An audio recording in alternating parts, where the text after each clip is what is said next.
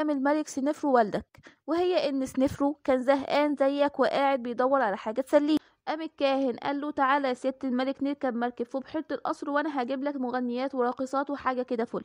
المهم سنفرو فرح جدا بالاقتراح ده، وفعلا راح مع الكاهن في مركب في بحيرة القصر ومعهم المغنيات والاستعراضيات وكل حاجة، وكل شيء كان على المركب تمام لحد ما المغنية الرئيسية سلسلتها أم جوهرة خضراء وقعت في البحيرة، ومن هنا بدأ مزاج كل اللي على المركب يتعكر. فقال ملك سنفرو لها ما تقلقيش انا هجيب لك احلى منها، لكن المغنيه قعدت تعيط وقالت له انا مش عايزه احسن منها، انا عايزاها هي بالذات.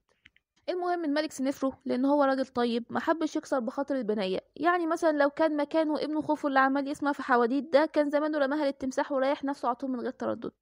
المهم ولان سنفرو ما كانش عايزها تعيط ان ده الكاهن بتاعه وحكى له اللي حصل وقال له انا مش عارف اعمل ايه، انا عايزه اخليها تبطل عياط وعايزه ارضيها. قام الكاهن بص للملك وقام قايل له هي دي كل المشكله يا ست الملك؟ ثانيه واحده.